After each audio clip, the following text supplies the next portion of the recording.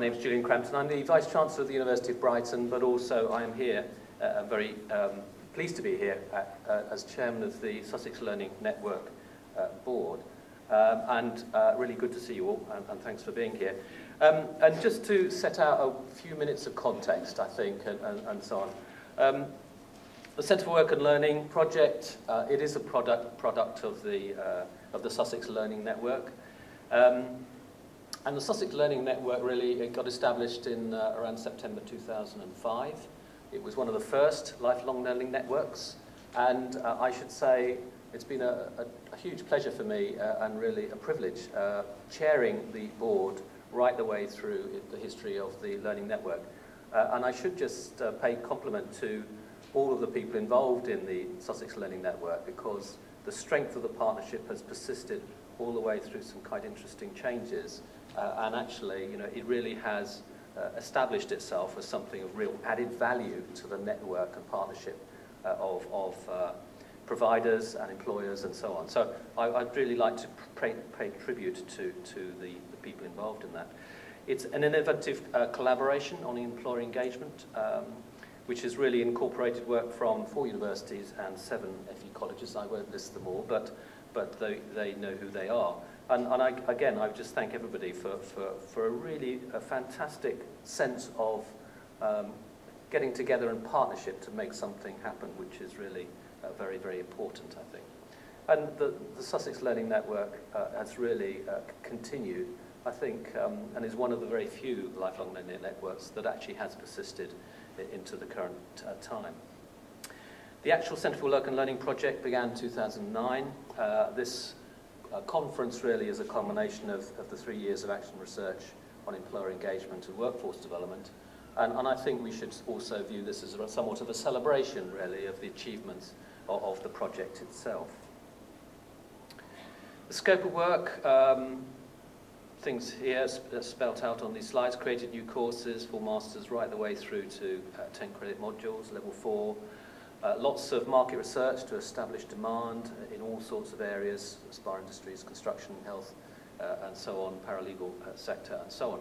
So lots and lots of good market research being undertaken as part of that project.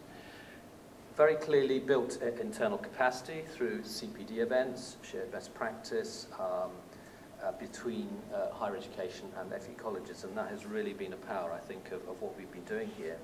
And very much, I think, also reviewing and adapting processes and being innovative about systems that have improved the efficiency of workforce development.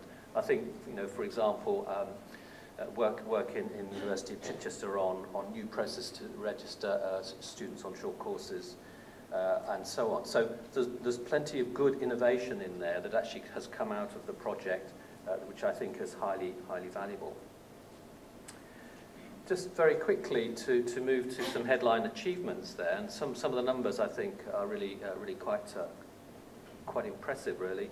Projects worked with 1,500 employers, 28 new demand-led courses, 775 new students, and I think the one there generated a cash income from employers of over £1 million, more than doubling this through in-kind contributions. I think, you know, in terms of a celebration of success, that really spells it out, and I would just pay tribute again to everybody involved in that right the way through. And of course, this is not the end of it. The numbers will continue to rise as we head towards the end of the academic year. And what I do hope is, as you go upstairs and through these presentations and the workshops and so on, the displays, you will really get a really full flavour of what's been going on. Look at these demonstrated projects and really get a sense of what's taken place through the real effort of the Centre for Work and Learning. And I should just say, from the University of Brighton point of view, and as Vice-Chancellor of the University of Brighton, we've been highly committed to this, and we have really benefited as an institution from this project, and we will continue to do so. It certainly aligns with us in terms of our corporate strategy and our desire to work in partnership and also with employers to really improve employability and our engagement with those. And I just thought it was kind of interesting.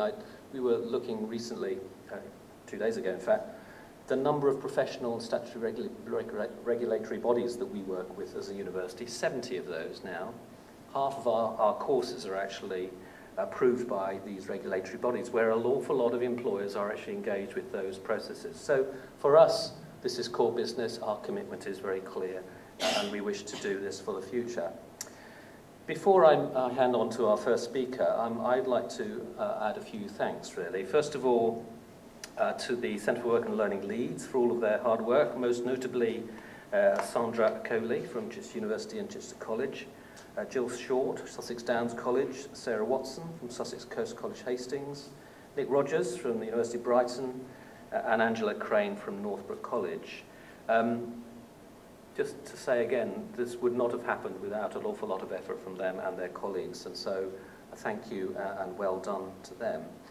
I'd also like to thank those involved in this conference today, particularly Peter Barron at the back there, and Adam and the team, and of course Vicky, the SLN. Obviously I'd like to thank the SLN board for all of their contribution and sort of driving through strategy and so on, and of course thanks to Hefke for the cash, frankly, because these things don't happen without the dosh, as they say. And just let me finish by reminding you, this is not the end. This is a project which has really informed practice, and it's got a legacy. We will continue to work on this and to make sure it gets embedded. So I think it's very important we don't view this as the sort of, the chop at the end of the project. This is something that can persist and will continue. So thank you all for being here. I do hope you really enjoy and make the most of today. And let me swiftly move on by introducing our main speaker for this morning, Aoife Looney, Research Manager, UK Commission for Education and Skills, who's going to talk to us about drivers for growth, higher level skills and workforce development. Aoife, over to you.